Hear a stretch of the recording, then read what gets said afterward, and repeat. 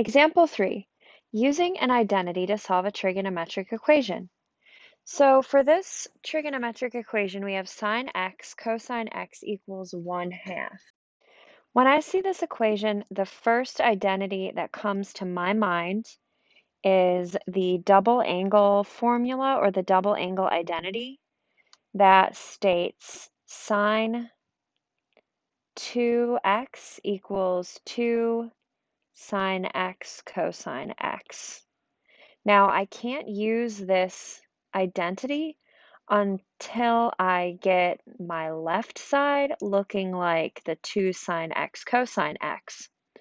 Well, the best way to do that is to multiply both sides by this 2 right here. So if I multiply both sides by 2,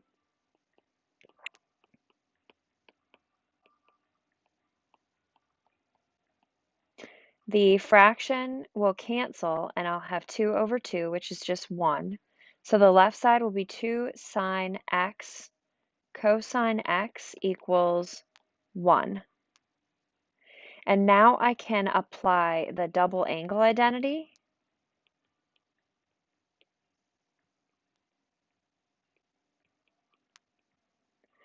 And replace 2 sine x cosine x with sine 2x.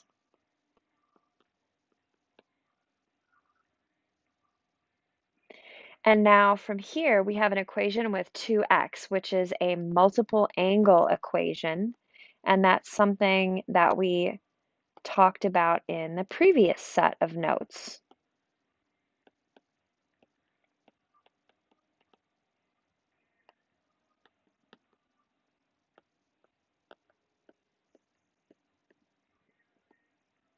We know the period of the sine function is 2 pi. In the interval 0 to 2 pi, the only value for which the sine function is 1 is pi over 2. And we can see that here in our unit circle. So if we look through here, we can see that right here, the sine value is 1, and that occurs only at pi over 2.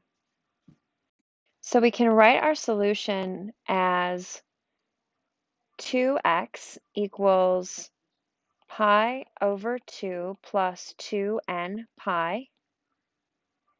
And now we can divide all terms by 2, or we can multiply all terms by 1/2. That would probably be easier to get rid of the 2 on the left. So we can cancel that 2 on the left there, and then we can distribute the 1/2 to both of these terms. So pi over 2 times 1/2 would be pi over 4. And then these 2's would cancel, so this would be n pi. So we're looking for the solutions in the interval between 0 and 2 pi. So we're first going to let n equal 0.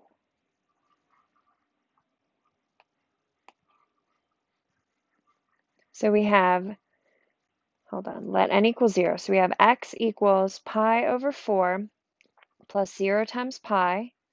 So that would mean that x equals pi over 4. And that's between 0 and 2 pi, so we know that's valid. And now we're going to let n equal 1. X equals pi over 4 plus 1 times pi. So that would be pi over 4 plus pi. And we have to get a common denominator. So that would become pi over 4 plus 4 pi over 4, which would equal 5 pi over 4. And that is also between 0 and 2 pi. And now we can try to let n equal 2. So that would be, hold on, let me zoom out a little bit so I have more space.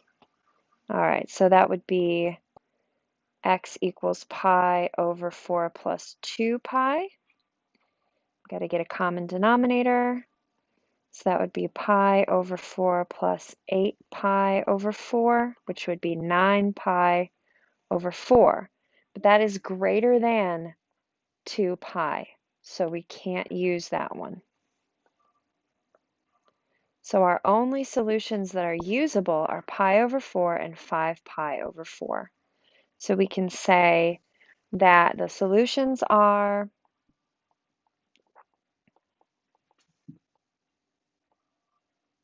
pi over 4 and 5 pi over 4, because our solutions have to be between 0 and 2 pi.